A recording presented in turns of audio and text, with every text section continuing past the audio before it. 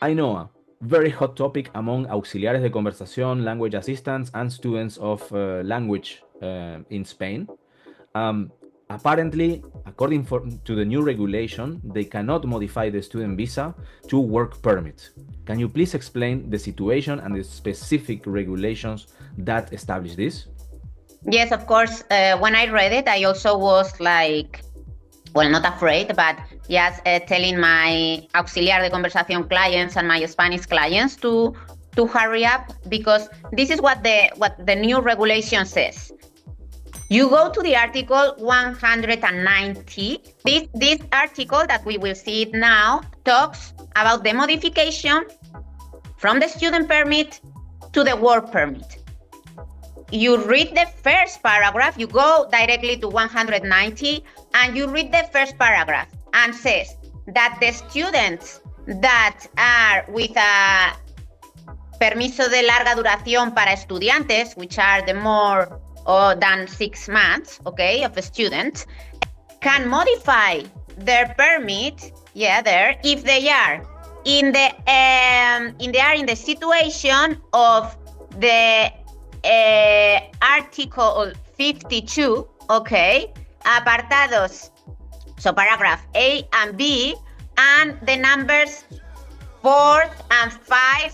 Here is the important thing. So you'll read the first paragraph and says that the people that are with a larga duración de estudios, that means studies of more than 6 months, okay? But it says just some of the studies, because it says you have to check apartados A and B and number 4 and 5, apartado E of the Article 52. So to understand this, you have to go to the Article 52 and see which are the apartados A and B and the number 4 and 5, apartado E, because that are the only ones that can modify. So if you go now to the Article 52, okay, and you read the different paragraph, you see that auxiliar de conversación are out.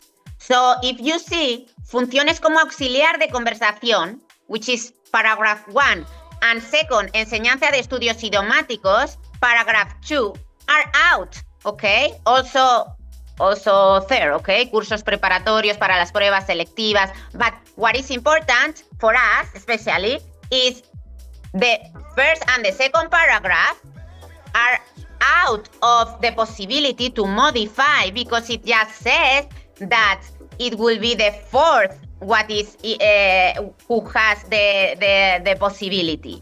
So if you read exactly all that article of number 52, you see that not everyone can modify of that Article 52, just the ones that are mentioned in the 190.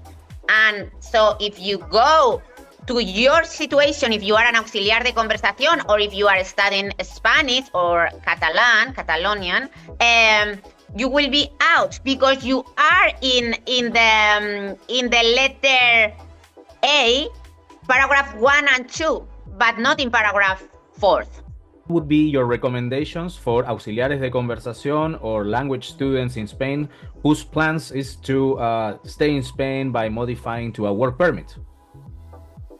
The solution is modifying before May, because this is something that a lot of people continue to don't have it clear. 2 years ago, students could modify, this was also a modification in the law, and students could modify before the 3 years.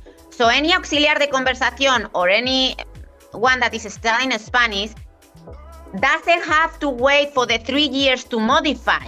So if you have finished just one auxiliar de conversación program or one Spanish course, you already can modify.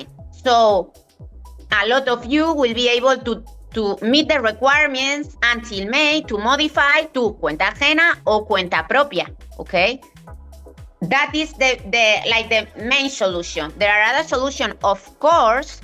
So a modification from auxiliar de conversación to a nomad permit doesn't go through that law, okay? So if you are modifying to the permits that are in ley de emprendedores, which are highly qualified worker, which are nomad permits or entrepreneur, which is not cuenta propia, okay? I have explained that in the past, and well, to summarize, entrepreneur must be in innovation in Spain, okay? Must bring innovation to Spain. But if you can modify to that, you don't have to be worried about, because you don't go through Article 190, okay? But if you are not modifying to those, to high qualify or to nomad, if you just want to teach English to Spanish people, it will be a modification in 190 article. So you must do it before May, and you can do it if you just have finished one of the courses, one of the years.